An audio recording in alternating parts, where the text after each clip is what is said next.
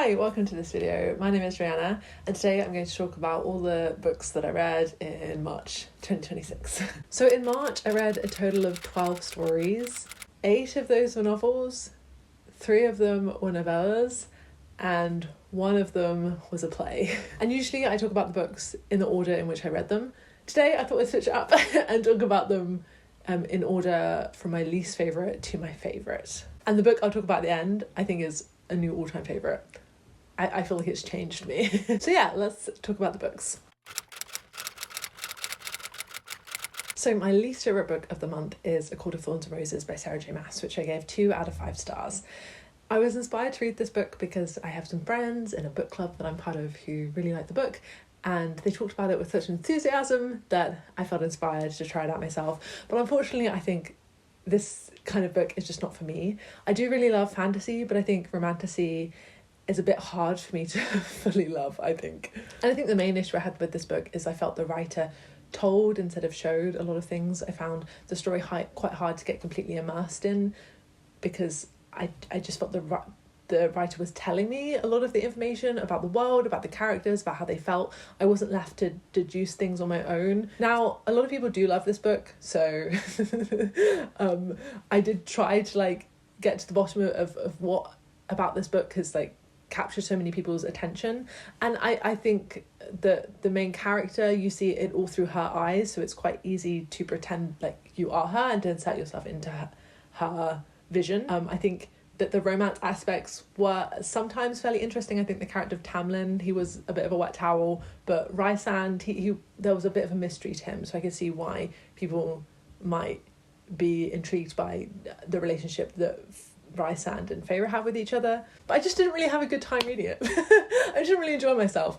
And I made a longer video talking more in depth about my thoughts on A Court of Thorns and Roses. If you're interested, I will leave a link down below. The next book is The Wood at Midwinter by Susanna Clarke. One of my favourite books of all time is Piranesi by Susanna Clarke, and so I wanted to try out her other stuff. But unfortunately I gave this 2 out of 5 stars.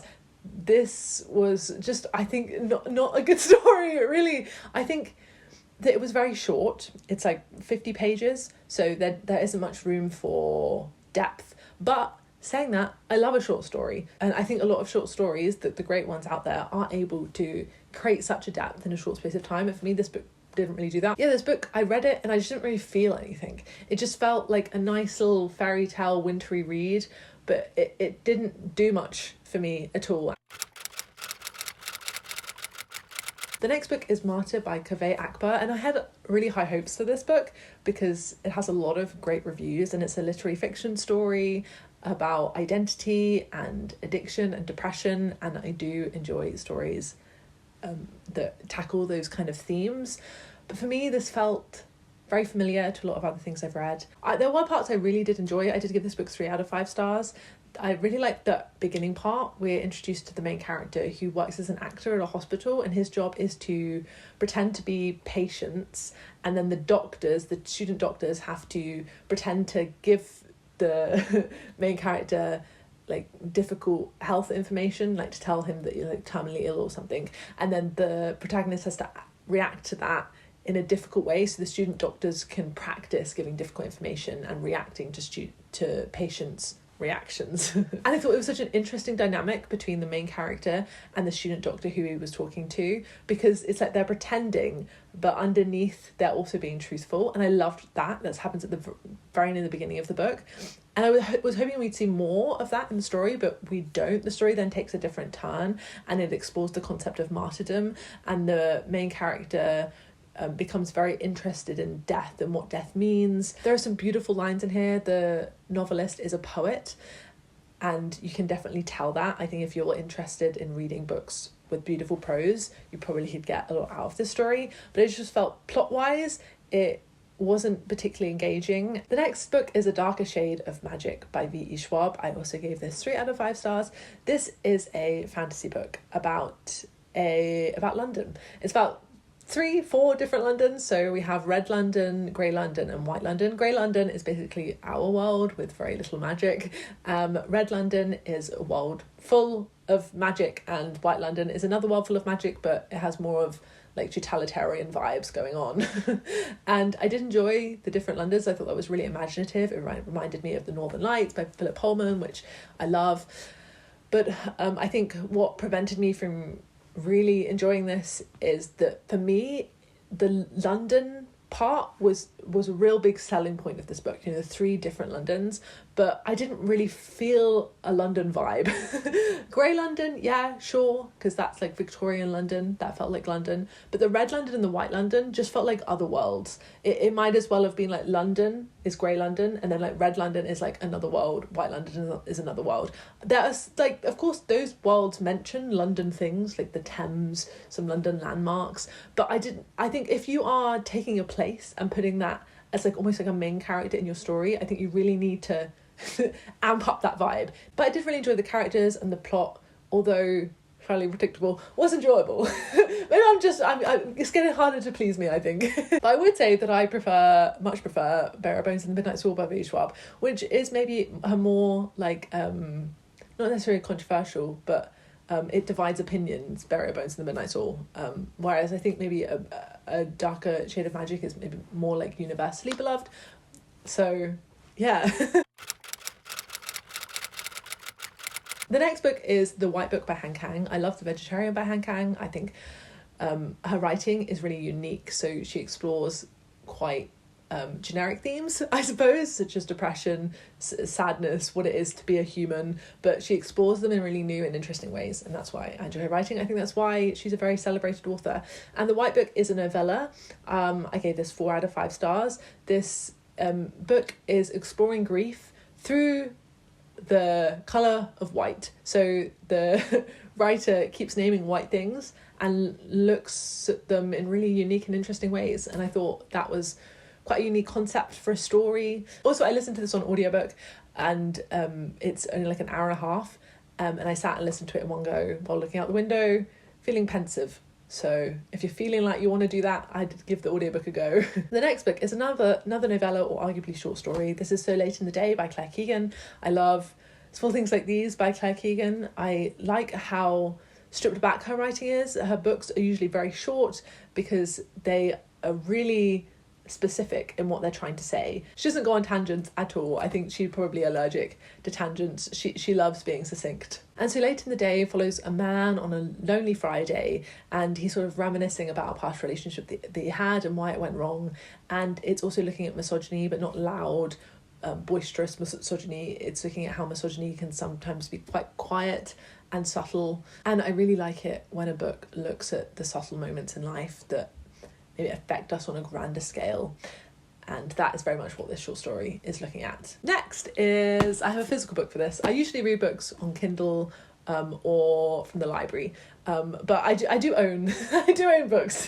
This is The Idiot by L.F. Botman. I gave this 4 out of 5 stars. There was a lot I liked about this book. This book follows a girl who goes to Harvard, and she's just really going about her day-to-day life and writing about it. It's written like a diary. It's written as a slice of life piece. There's also beautiful writing in here. A kind of random line is, "The sky looked like a load of glowing greyish laundry that someone had washed with a red shirt." To prevent this from being a 5-star read for me is that the fact that the book is just way too long.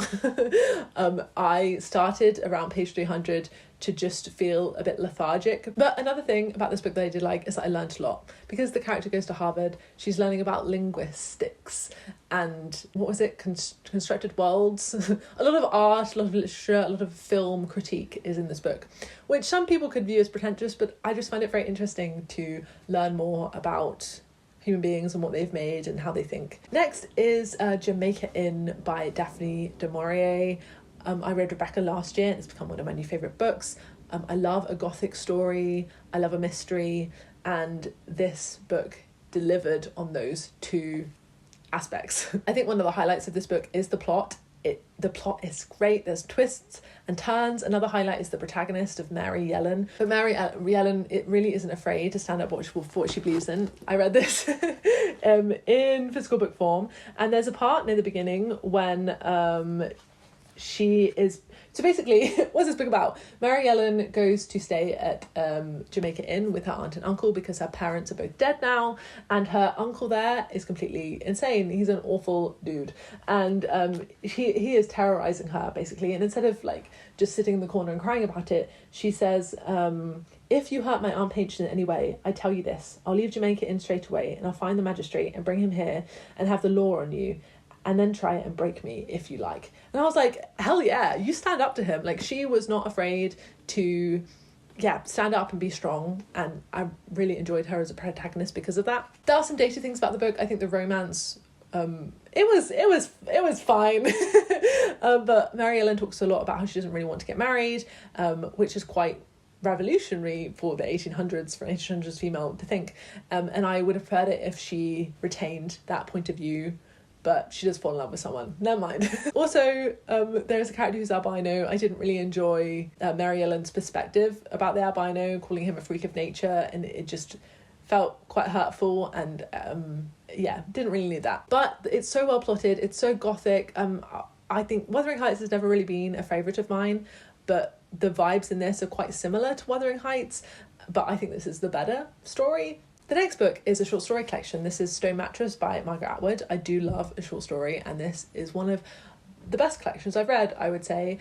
One of the standout stories for me is Alphenland. This is the opening story, and the next two stories as well are connected to this story, which I really appreciated. The first three stories in this collection almost feel like a novel because of the way that they're all connected.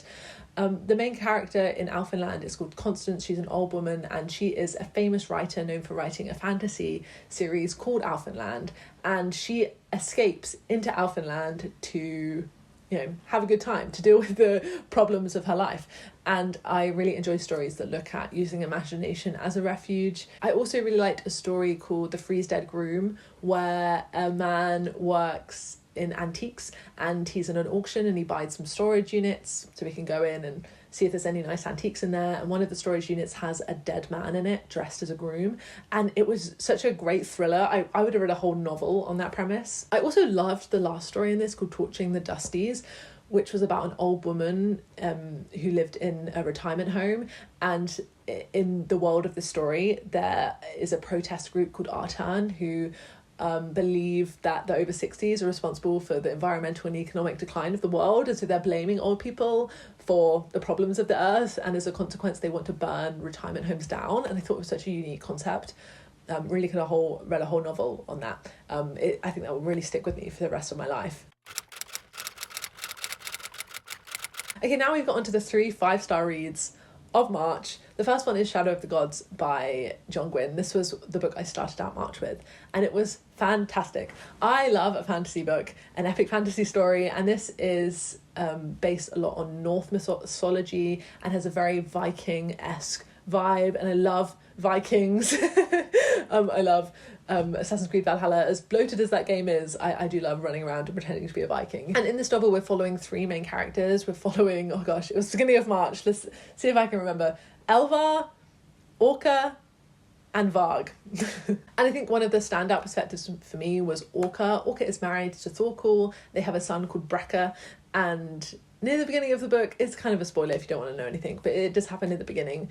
Her son gets kidnapped, but she goes looking for her son, and you really feel her drive for revenge, her motivation to find her son, and I was really rooting for her. I think if you love Vikings, if you love high fantasy, this is definitely one to read. The next story is a play, actually. It was one play that I read in March, and it's John Proctor is The Villain by Kimberly Bellflower, and I've been wanting to read more plays because I do love the theatre, and I also love writing my own plays now and again.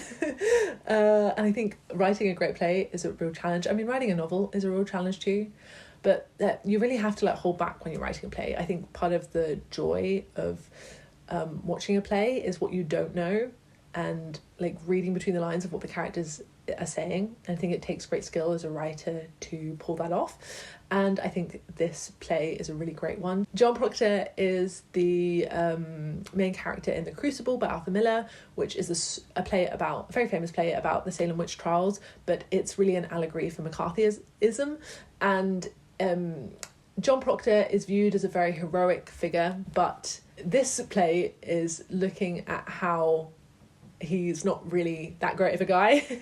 And we're following some teenage girls at a high school in like rural Georgia, and they are studying the Crucible at school, and it is like a feminist take on a text from the past. The sentences are that like don't complete the page, they're like cut off, so that like it really like runs down like the side of the page, and as a consequence there's a real rhythm to the dialogue, which makes it read like really quickly, and you just the story kind of hits you in the face in a sense. And it's also really well plotted.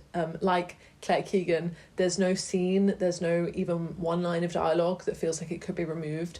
Everything is really tight and satisfying. Then finally, I want to talk about my favourite book of the month, which is My Brilliant Friend by Elena Ferrante.